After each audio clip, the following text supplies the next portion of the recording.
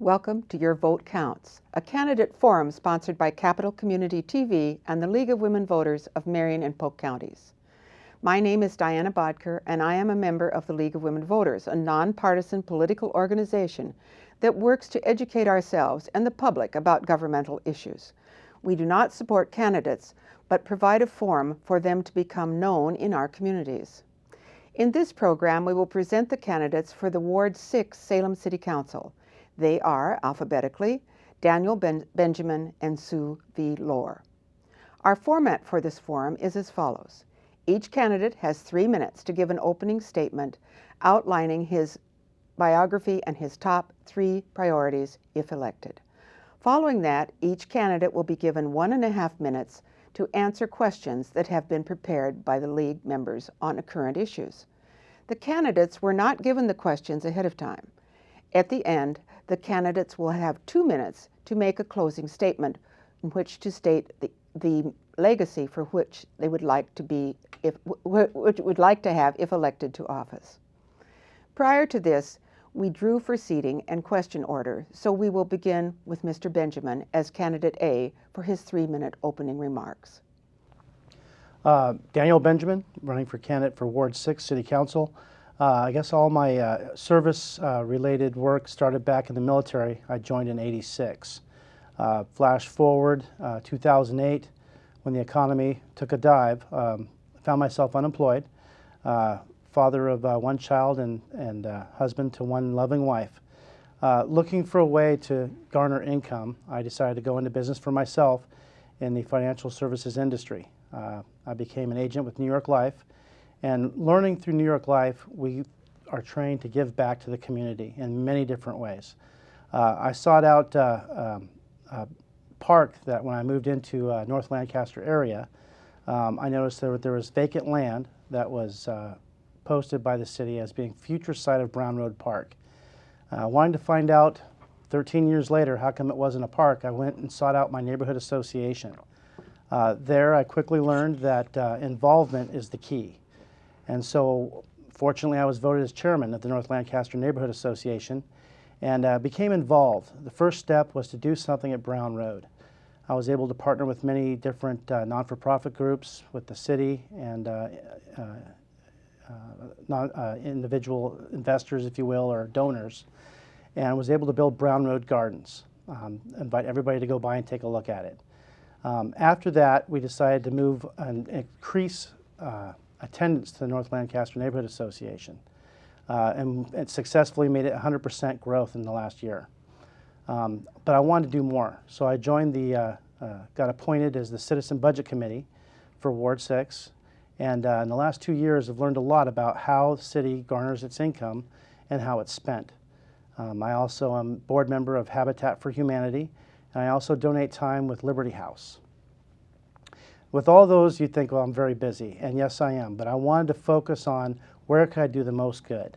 And I thought that being a city councilor, I could really be able to bring jobs into the city, manufacturing jobs, family wage jobs, be able to foster an environment where business can thrive, where folks who want to be successful can be successful. And that's where my focus is. Mr. Sue Lohr, candidate B, will now make his 3-minute remarks.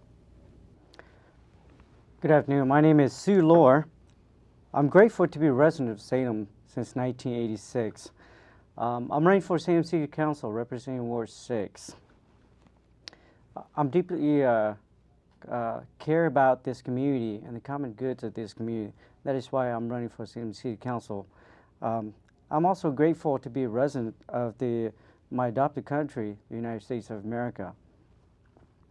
Serving on the Salem City Council is a way for me to give back to a community that welcomed me and my family since 1986. When we arrived here, my family didn't have anything, and this community gave us everything that we had and beyond. I was able to go to school for the very first time at the age of 12. And I'm so grateful that I have the opportunity to go to school. And also, I've been in residents of Northeast Salem. I see a lot of potential, a great opportunities for my neighborhood and for the city of Salem. I'm very passionate about serving the city, and I've been involved in a lot of various programs with my kids' education through Salem Kaiser School District.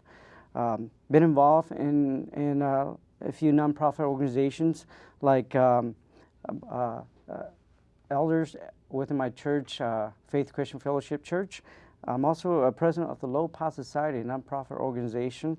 I'm a former board member of the Asian Pacific Network for Oregon, and also a former commissioner of the Salem Human Rights and Relation Commission. I'm strongly against the third bridge because Salem does not require bypass surgery that costs us so much that the city cannot afford. Salem should be a to destination, not a through destination. And my agenda is to make city government more transparent.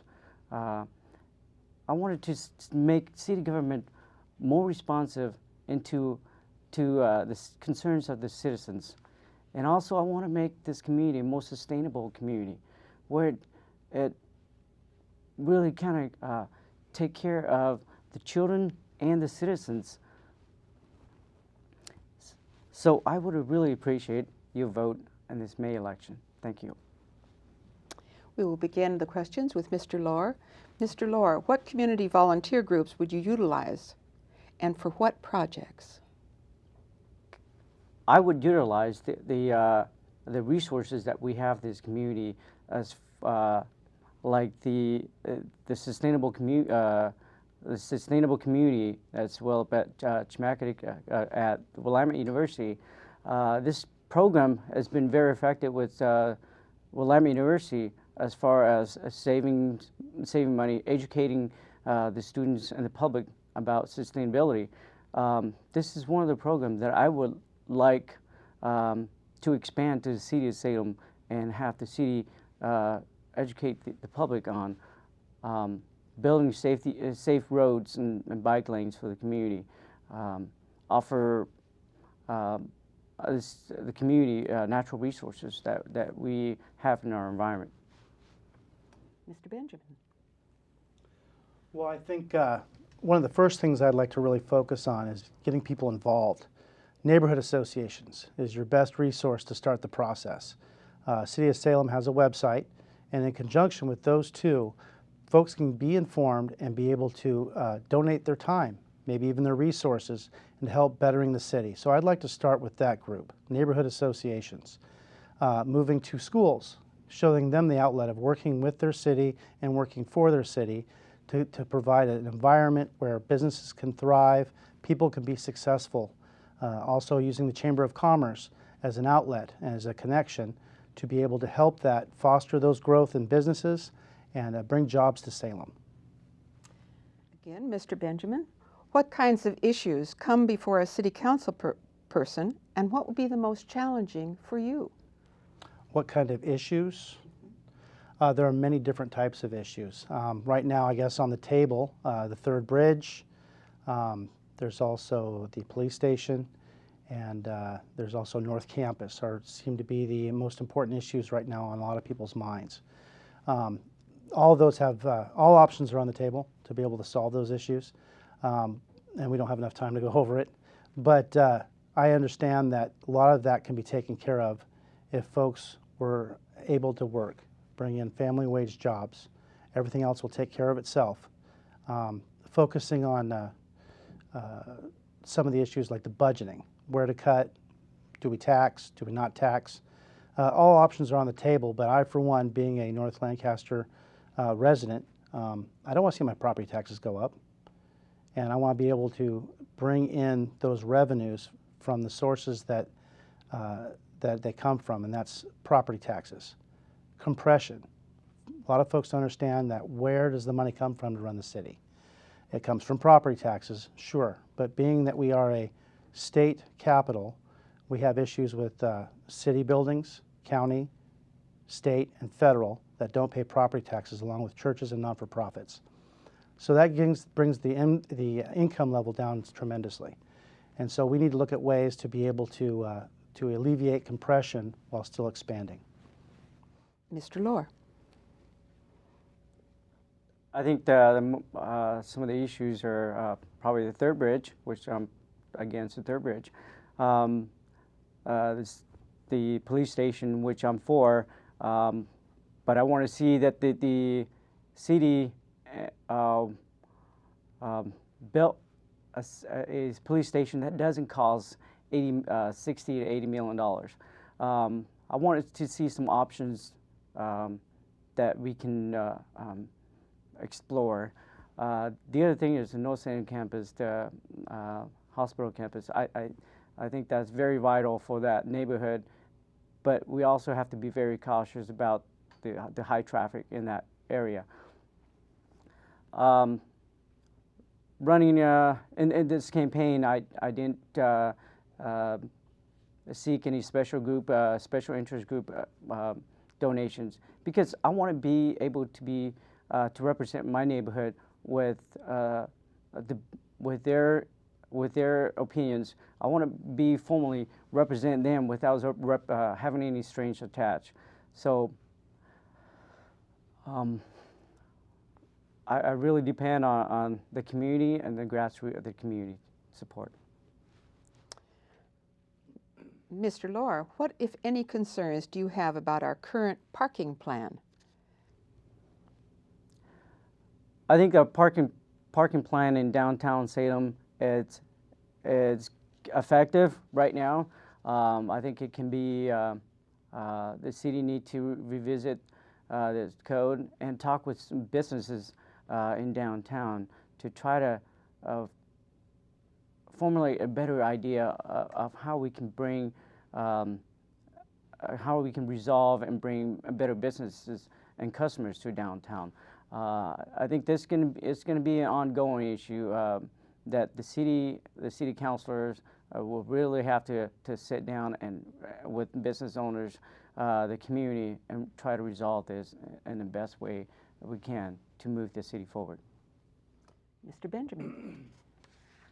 Yeah, parking issue. Most of the people I talk to, it's become a real issue for folks, and definitely needs to be relooked at. All options back on the table. Understanding, of course, that there was a lot of work done on that, and some thought given as well. But the dynamics are very huge, and so it needs to be revisited, revamped, and studied a little closer on a micro level instead of a macro level. All right, Mr. Benjamin. What are your views on the current discussion about infrastructure upgrades or alterations? I'm sorry, can you repeat the question? What are your views on the current discussion about infrastructure upgrades or alterations? Infrastructure upgrades when needed, obviously. The city does keep extensive records in regards to what needs to be upgraded and when, and then it could be revisited at an at-need basis. So don't understand really why we would want to go through and rebuild or rework what's already existing and working. All right, Mr. Lohr. I think our infrastructure upgrades really need to take a look at, especially the Salem Civic Center, the police stations. I think that's critical that we look at those old buildings, make sure that it can withstand earthquake when it happens, because we do need those first responders to respond to the community. With that being said, I think that other structure of government, city government, do need to be evaluated and see if they can withstand an earthquake, because that's prone to happen here. Thank you. Mr. Lohr, what, if any, does public opinion play in the decisions council persons make? I think it's very important in the city council because I'm representing the community. I'm representing my ward and the community at large. So their opinions and what they have to say, it's important for me to listen to and looking at the facts that are presented to me by the city's staff and make a sound judgment based on that. And that's what I am, as a citizen representative, supposed to do. Mr. Benjamin. Most of the information that should be garnered from the public, it would be easiest for a city councilor to get that from the neighborhood associations. If folks want to become involved, get with a neighborhood association, go on the City of Salem website, and be able to bring those concerns. The public's paramount. I need to represent the public and their thoughts. Unfortunately, as time goes on or has gone on, there's a large handful of different factions that find things that are extremely important to them. And those need to be visited and understood. But that's only about 10% of the population. The rest of the 90% isn't wanting or isn't getting involved or doesn't know how to connect. I think that's what it is. They don't know how to connect. And I'd like to be able to show, I need your support and understanding and your ideas. Bring them through a cogent resource like your neighborhood association. Thank you. Mr. Benjamin, what is your assessment of the workload and funding levels for the city? The assessment on the workload, the city is actually having more demand on goods and the services it provides. Again, like I said, that we have a lot of government agencies here in the city, as well as non-for-profits and churches that pay no property taxes. Yet there are still folks coming from the surrounding areas doing work and some business in Salem, and they're using our resources. And that puts more demand on the city, but there's not enough revenue in some cases to be able to maintain that. And Salem will grow, and as it grows, we'll still have the same issues, especially if housing prices don't increase. The compression issue will bear itself out in a dramatic way. Thank you. Mr. Lohr. I think some of the issues can be resolved if we really just look at our projected income versus our expenses.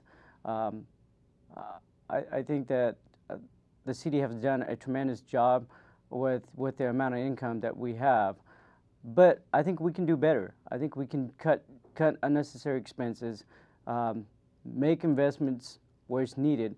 I don't think growing a bigger city will solve our financial issue.